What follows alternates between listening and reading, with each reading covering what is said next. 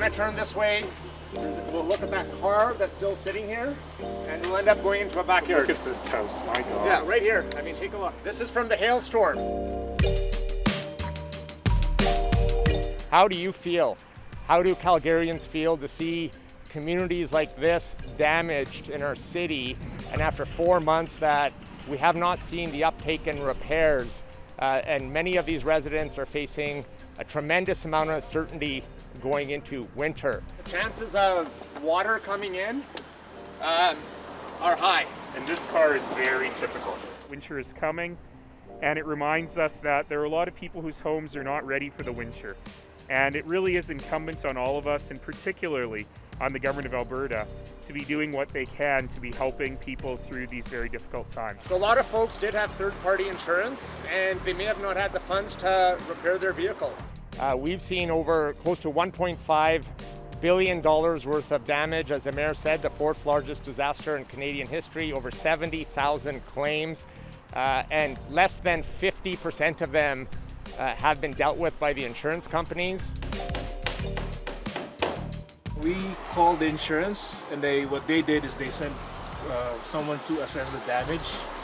It took a while, but then after that they got the assessment. They sent the quotation to the insurance, and then what they did is they told us what the amount was, and they gave us the money, and then it's up to us to get the contractor to do it or find someone else. We're actually talking to the contractors, and all they're telling us that they're having problems with the scheduling because there's a lot of houses that they're fixing right now, and so we just have to wait for the time. But they said they have the winter in mind.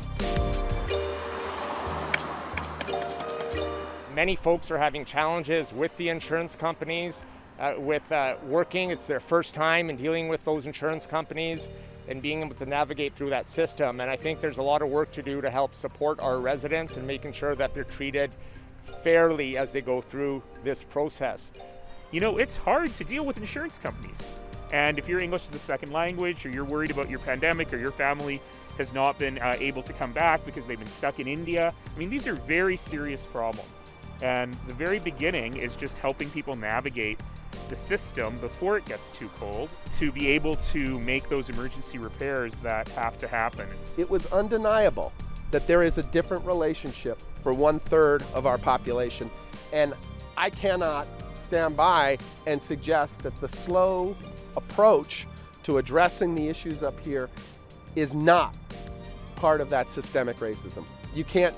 And so I think this is something that we have to acknowledge. Obviously, when we think about the flood, it was a different situation. That was a non-insurable event. But when you think about the enormous government assistance that went to the folks then, you know, we'd like to see a little bit of that helping out people here, particularly because we've got so many new Canadians, because we've got so many people for whom the system is different than what they're used to, or there may be language barriers. Those are areas in which I think we can be much more helpful. As we think about the challenges we face as a city and how they're impacted and the systemic discrimination, this is an extremely important time. We need to ensure that we have empathy for the folks in our ward and in our city when it comes to these matters, and that there should be no difference in the way we're treated as a community. Right now, these are not ordinary times, and for the governments to say, listen, if you didn't have insurance, it's not our problem, and even if you did have insurance and you were trying to navigate the system, we're not really there to help you. It's not fair. It's not right. And in fact, we have some very significant financial need here.